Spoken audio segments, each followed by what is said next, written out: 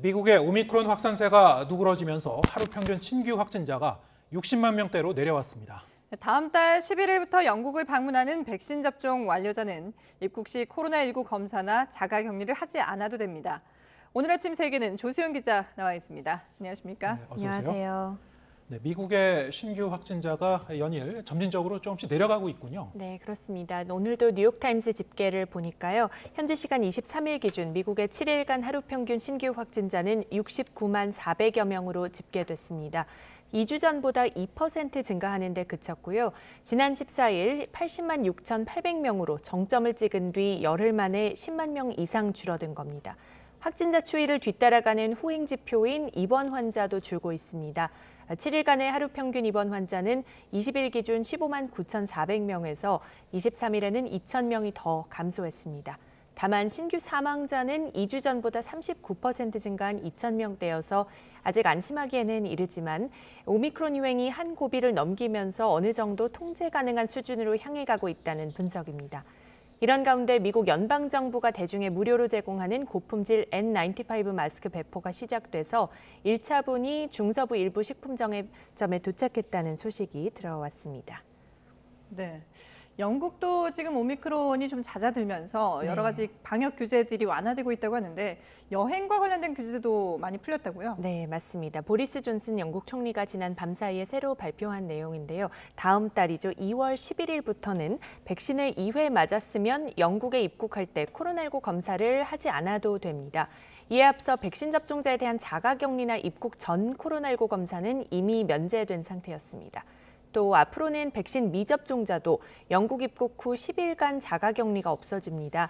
다만 미접종자의 경우에는 자가격리를 하지 않으려면 입국 전 검사 그리고 입국 후 2일 내에 PCR 검사는 받아야 합니다.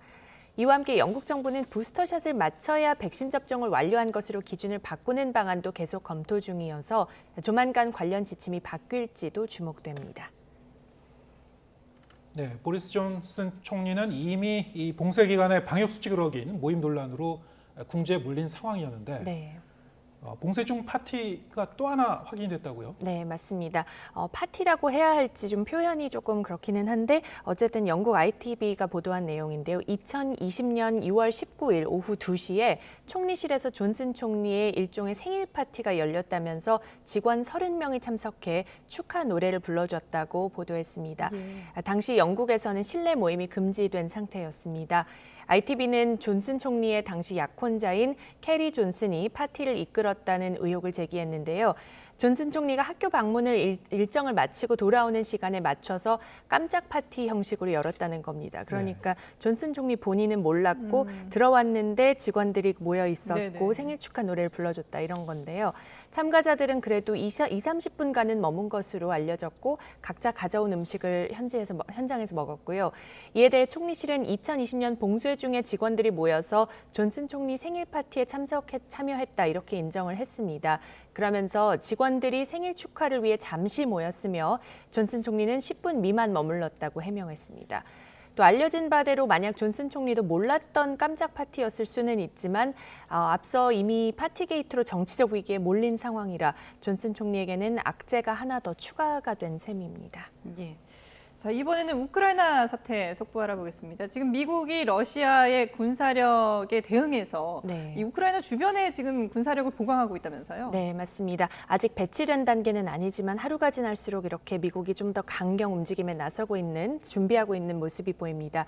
로이드 오스틴 미 국방장관이 미군 8,500명에 대해 동유럽 배치 대비 명령을 내렸습니다.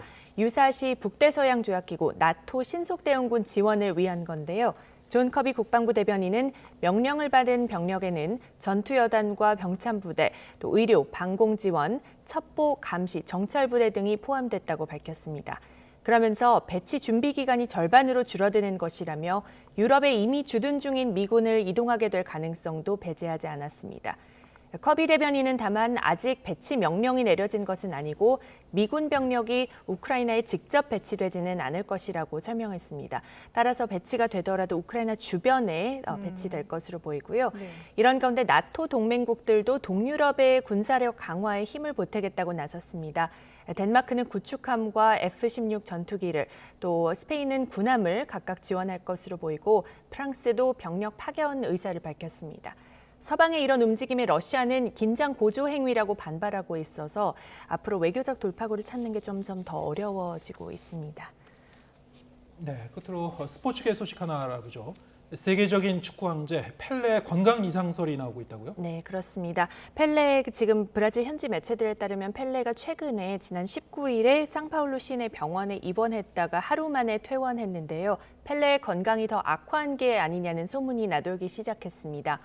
병원 측은 지난해 9월 대장 종양 제거 수술을 따른 후속 조치라면서 펠레는 현재 임상적으로 안정적인 상태라고 밝혔습니다. 그러나 다른 장기에서도 종양이 발견된 것으로 보인다는 주장도 퍼지고 있습니다. 이에 대해 펠레의 딸은 SNS를 통해 아버지가 정기적인 검진을 위해 병원을 간 것이라며 건강 상태는 달라진 게 없다고 밝혔습니다. 또 퇴원 후 집에서 휴식을 취하며 잘 회복하고 있다고 덧붙였습니다. 펠레는 그동안 고관절과 신장 결석 등 각종 수술로 건강이 악화했고요. 지난달 7일에도 병원에 다시 입원한 바 있습니다. 이렇게 최근 잦아진 병원 내원 모습에 팬들 사이에서는 건강에 우려를 제기하는 목소리가 잇따르고 있는데 무사히 회복했으면 좋겠습니다. 네, 건강 회복 소식도 빨리 전할 수 있길 바라겠습니다. 네, 지금까지 국제부 조수연 기자와 함께했습니다. 오늘 말씀 잘 들었습니다.